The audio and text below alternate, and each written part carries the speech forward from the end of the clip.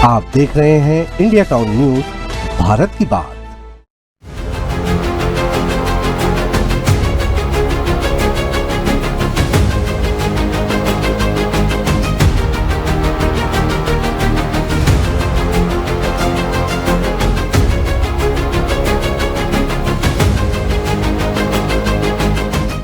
मार्च 2026 में देश से नक्सलवाद खत्म हो जाएगा। केंद्रीय गृह मंत्री अमित शाह के इस ऐलान के बाद से सुरक्षा बल नक्सलियों की धरपकड़ में जुट गए हैं। हालांकि नए साल की शुरुआत में ही नक्सलियों ने सुरक्षा तंत्र को धक्का देते हुए घातक आईईडी ब्लास्ट किया था, जिसमें हमारे 9 जवान शहीद हो गए हैं। इस बीच लगातार अबूझमाड़ का नाम सामने आ रहा है। ये जगह नक्सलियों का खुफिया गढ़ है, जहां पहुंचना बेहद मुश्किल है। छत्तीसगढ़ का अबूझमाड़ दुनिया की सबसे रहस्यमय जगहों में से एक है। लगभग 4,500 वर्ग किलोमीटर में फैले इस जगह में कितने जंगल, कितनी घाटियां और कितने पहाड़ हैं, इसका कोई अंदाजा नहीं लगाया जा सकता।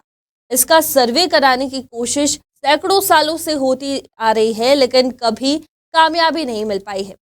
अब यही अबूझमाड़ नक्सलियों का खुफिया ठिकाना बन चुका है, जहां से वे अपने घातक इरादों को अंजाम दे रहे हैं।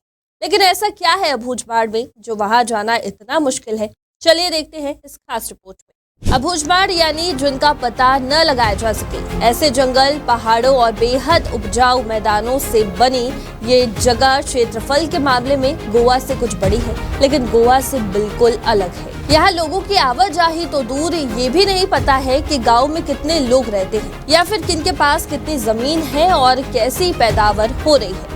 जब मुगल देश में अपनी जमीन मजबूत कर रहे थे, तब उन्होंने इसका सर्वे कराने की कोशिश की थी। वैसे इसका सीधा रेफरेंस या फिर दस्तावेज नहीं मिलता, लेकिन जॉन एफ रिचर्ड्स की किताब द मुगल एम्पायर में जिक्र है कि दिल्ली पर राज करने वाले राजा महाराजा भी कई इलाकों में प्रवेश नहीं कर पाए थे और अबूझमाड़ इनमें से एक था। माना जाता है कि मुगल काल के दौरान, खासकर अकबर के दौर में, देश के अलग अलग इलाकों के सर्वे और वहां प्रशासनिक व्यवस्था बनाने की कोशिश हुई थी। हालांकि अबूझमाड़ में वे चूक गए थे, क्योंकि वहां के घने जंगलों के भीतर घुस पाना बेहद मुश्किल था। साथ ही साथ यहाँ रहने वाले लोग दुनिया से कटे हुए थे और बाहरियों को देखते ही आक्रामक हो जाते थे। इसके अलावा कई और प्राकृतिक बाधाएं भी रही होंगी, जैसे वहां के घातक जंगली पशु और जहरीले सांप बिच्छू। अब भी माना जाता है कि हजारों वर्ग किलोमीटर में पेड़ पौधे से लेकर जानवर भी अलग अलग किस्म के हैं, जिसका अंदाजा इन पर काम करने वाले एक्सपर्ट को भी नहीं है। इस इलाके की भौगोलिक स्थिति, यहाँ के संसाधन और मैन पावर का पता लगाने के लिए अंग्रेजों ने सैन्य और सर्वे टीमें तैयार की थी। लेकिन ये इलाका घने जंगलों, पहाड़ियों और मुश्किल रास्तों से भरा हुआ था, जहां भीतर तक पहुंचना लगभग नामुमकिन था। इस पर बड़ी समस्या ये थी कि सीमा पर रहते गांव वाले ही सर्वे टीमों पर हमलावर हो गए। वे अंग्रेजी टैक्स व्यवस्था के खिलाफ थे और चाहते थे कि जमीन, जंगल और जल सोर्सेस पर पूरी तरह से उनका अपना कंट्रोल रहे। आदिवासी समुदाय की अपनी पारंपरिक जीवन शैली थी, जहां वे आजादी से जमीन और बाकी रिसोर्सेज का उपयोग करते, जबकि अंग्रेजों के लिए वो आर्थिक संसाधन था। ब्रिटिश सरकार ने साल 1909 में लगान वसूली के लिए इलाके का सर्वे शुरू किया, लेकिन वो भी अधूरा रह गया, क्योंकि दखलंदाजी के चलते कई बड़े विद्रोह हुए, जैसे कि गोंड और माड़िया जनजातियों की बगावत। हाल के सालों में अबूझमाड़ फिर चर्चा में आया।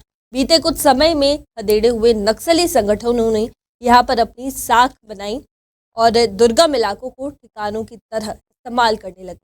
सरकारी एजेंसियां भले ही अब भी यहाँ का सर्वे चाहती है, लेकिन सुरक्षा वजहों से वे ये किला भेद नहीं पा रहे। यहाँ तक कि भारतीय सर्वेक्षण विभाग के नक्शों में इसे अक्सर खाली क्षेत्र या फिर गहरे हरे रंग से दिखाया जाता है, लेकिन बाकी जगहों की तरह इसकी सटीक डिटेलिंग नहीं मिल सकी है। इसकी एक वजह आदिवासियों की निजता का सम्मान भी है। वे नहीं चाहते कि उनके यहाँ दुनिया के पांव पड़े, लिहाजा अब तक सरकार इसे मानती चली आ रही है। नक्सलवाद पर सरकारी दस्तावेजों में इसे रेड जोन की तरह रखा गया है, लेकिन इसकी डिटेलिंग भी सार्वजनिक तौर पर उपलब्ध नहीं है। बेहद जटिल जंगलों में रहती इन जनजातियों का बाहरी दुनिया से जुड़ाव नमक और तेल से ज्यादा नहीं है। इसके लिए भी वे ज्यादा बाहर नहीं आते, बल्कि नारायणपुर की सीमा पर बसे गाँव से संपर्क रखते हैं और वीकली बाजारों से सामान लेकर लौट आते हैं। अनुमान है कि इस इलाके के भीतर लगभग 230 गांव बसे हुए हैं और कई बार इनके सर्वे की बात हुई ताकि योजनाओं का फायदा भीतर तक पहुंच सके, लेकिन किसी न किसी वजह से इसमें रुकावट आ जाती। कुल मिलाकर अबूझमाड़ नक्सलियों के लिए एक खुफिया ठिकाना बन चुका है और सुरक्षा बलों के लिए ये इलाका दुर्गम बना हुआ है। अब देखना ये होगा कि सरकार इस इलाके में नक्सलवाद के खात्मे में कामयाब हो पाती है या नहीं। क्या गृह मंत्री अमित शाह द्वारा 2026 तक नक्सलवाद को जड़ से मिटा देने का दावा कितना सार्थक हो पाता है, ये तो आने वाला समय ही बता पाएगा।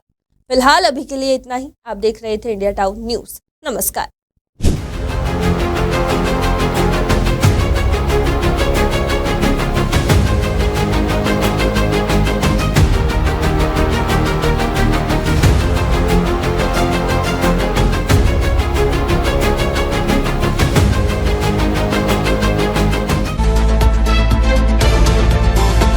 आप देख रहे हैं इंडिया टाउन न्यूज़, भारत की बात।